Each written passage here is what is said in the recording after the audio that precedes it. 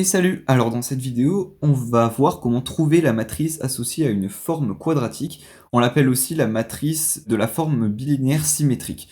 Alors moi je vais pas vous rentrer dans le détail de ce que c'est, je vais juste vous montrer comment trouver cette matrice, puisqu'on en aura besoin pour voir la deuxième méthode qui nous permet de trouver le signe d'une forme quadratique. Alors on a vu la première méthode dans la vidéo précédente et on verra la deuxième méthode dans la vidéo suivante, mais étant donné que dans la vidéo suivante on aura besoin de trouver cette matrice là, on va voir comment faire. Alors c'est vraiment méga simple, mais je vous ai quand même écrit vite fait la méthode.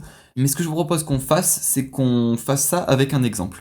Alors dans un premier temps, ce qu'il va falloir faire, c'est qu'il va falloir développer toutes les formes quadratiques. Alors par exemple, là on aura une forme quadratique qui sera sous forme de somme et de différence de formes linéaires indépendantes au carré, c'est-à-dire qu'on a appliqué à cette forme quadratique l'algorithme de Gauss, donc par rapport aux vidéos précédentes, ce que j'ai dit, elle est entre guillemets sous la bonne forme, et là on a une forme quadratique qui n'est pas sous la bonne forme, donc qui n'est pas sous forme de somme ou de différence de formes linéaires indépendantes et au carré.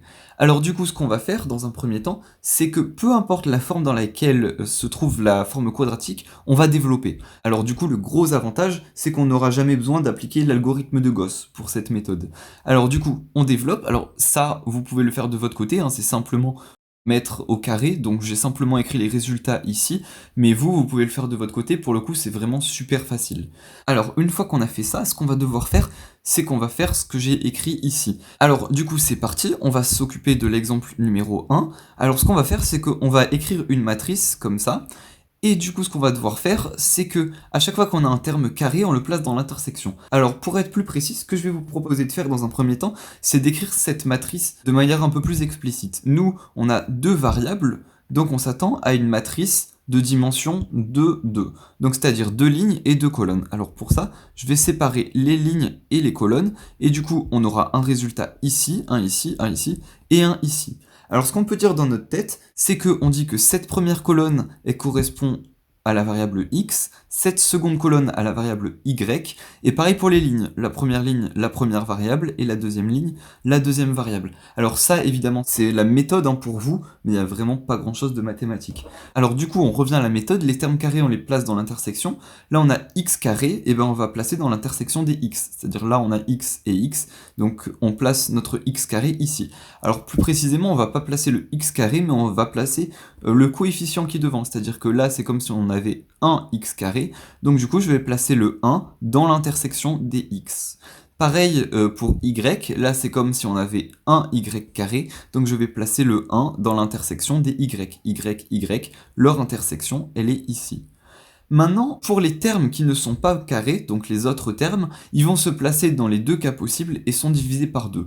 Alors du coup, on va faire l'exemple, hein, ça va être beaucoup plus parlant. Là, on a moins 3xy. Alors là, on est dans le cadre d'une matrice de 2, donc ça va être assez simple, mais on verra un cas un peu plus compliqué dans le cadre d'une matrice 3-3. Donc du coup, là, on a moins 3xy. Alors ce qu'on regarde, c'est on regarde l'intersection des x et des y.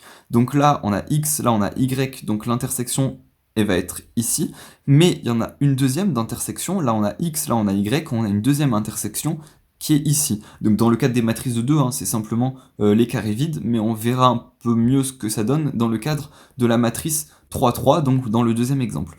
Donc du coup on a moins 3xy, et du coup on va séparer en deux cas possibles, là on a bien deux cas possibles, et on va diviser le coefficient par 2, c'est-à-dire que là on a moins 3, et ben du coup si on divise moins 3 par 2 ça fait moins 3 demi, donc du coup ici on aura moins 3 demi, et ici on aura moins 3 demi, comme ceci. Et donc là on a trouvé la matrice M qui est associée à la première forme quadratique. Donc je vais écrire ça M1. Même on peut rajouter de x et y, comme ça. Maintenant, on va s'occuper de l'exemple 2, donc on va chercher la matrice qui est associée à la forme quadratique dans le cadre de la deuxième forme quadratique qui nous est donnée. Alors, je répète la première étape qui est de tout développer, donc c'est déjà fait, mais vous pouvez le faire de votre côté, vous trouverez le même résultat. Et du coup, si je fais ça, à quoi on s'attend? On s'attend du coup à une matrice 3-3, étant donné qu'on a 3 variables. Donc du coup, je vais séparer cette matrice en 3 lignes et 3 colonnes, hein, puisque, pour rappel, matrice 3-3, c'est 3 lignes et 3 colonnes. Du coup, je m'attends à avoir 3 résultats, un ici, ici, ici, ici, ici, ici, ici, ici et ici. Donc comme ça, on s'attend bien à 3 résultats. Maintenant, ce qu'on va faire, c'est qu'on va séparer ces lignes et ces colonnes en toutes les variables. Donc là, on a x, là, on a y, là, on a z. Et pareil, là, on s'attend à avoir du x, du y et du z. Donc, premièrement, les termes carrés, on va les mettre dans l'intersection. Donc là, on a d'abord x carré, c'est comme si j'avais un x carré. Donc le 1, je vais venir le placer dans l'intersection des x. Donc là, on a x, x, donc cette intersection, elle va être là. Donc là, je place 1. Pour 2y, eh ben, je vais placer le 2 du coup dans l'intersection des y. Donc là on a y, y, l'intersection elle est là. Donc du coup on aura 2. Et pareil pour le z, 2. Donc je le place ici dans l'intersection des z. Ensuite on a un terme qui n'est pas un terme au carré. On a 4yz. Donc là, vous allez comprendre, c'est un peu plus parlant. On va d'abord se placer dans le cas yz, dans les deux cas yz. Donc là, on a un y et là, on a un z. L'intersection entre les deux, elle est là. Donc du coup, je m'attends à avoir un résultat ici. Et de plus, là j'ai un y et là j'ai un z. Si je prends l'intersection entre les deux, elle va être ici. Donc je m'attends à avoir un résultat ici aussi. Et donc du coup, ce résultat, ça va être quoi? Ça va être 4 que je divise par 2, c'est-à-dire 2. Donc là j'aurai 2 et j'aurai 2 ici. Et pour tout ce qui est vide, et bien simplement, hein, on va mettre 0. Il n'y a rien. Donc du coup, cette matrice, si je la réécris de façon à ce que ce soit plus lisible, ça va être 1, 0, 0, 0, 2, 2, 0, 2, 2, comme ceci. Et donc là, on a trouvé la matrice qui est associée à notre deuxième forme quadratique. Voilà. Donc j'espère que vous avez bien compris cette vidéo. Si c'est le cas, vous pouvez lâcher un petit like, ça fait super plaisir. Si vous avez des questions, vous pouvez les laisser dans les commentaires. Et nous, on se retrouve dans la vidéo suivante pour qu'on voie avec cette matrice-là comment déterminer le signe de la forme quadratique. Du coup, à tout de suite.